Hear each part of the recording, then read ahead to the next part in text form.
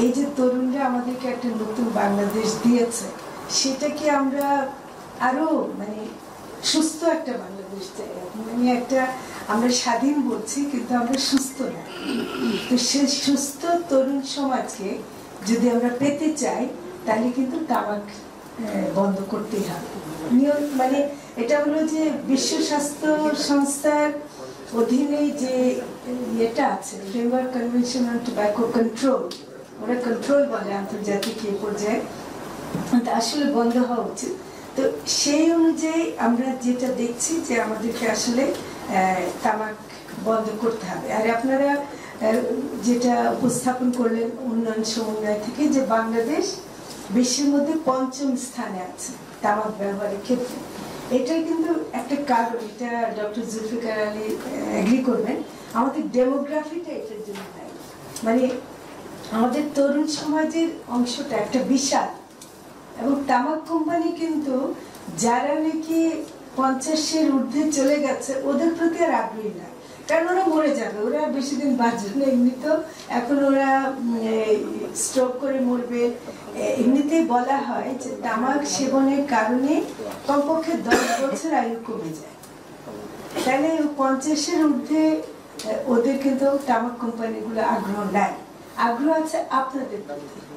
এবং আপনারা যারা মানে যে আপনারা আসছেন, আপনাদের প্রতি আগ্রহ, এবং আপনাদেরকে কেমন করে ওরা আরো করে ঢোকাতে পারে এবং কোনোভাবেই যেন আপনারা না ছাড়েন সেটার দিকে ওরা চেষ্টা করে যাবে। এবং সেটা একটা জিনিস অবশ্য আমি ভুলটা ভাঙাতে চাই, কর আরোপ একমাত্র পদ্ধতি না। তামাক সেবন বন্ধ করার জন্য one of the main effective পদ্ধতি, হ্যাঁ, মানে অন্যতম একটি কার্যকর পদ্ধতি, কিন্তু একমাত্র পদ্ধতি না, বুঝছেন?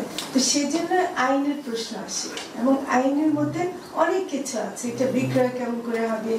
আপনারা দেখবেন যে দোকানে আগে তো হুইল সিগারেটের দিয়ে দোকানের ব্যানারটাই করে দিত বিনা পয়সায়, হ্যাঁ, বেনসন সোনালী রঙের, দেখবেন যে হোটেলগুলোতে ওরা সাজিয়ে দিচ্ছে, এবং ওরা বিনা পয়সায় সব সাজিয়ে দিচ্ছে।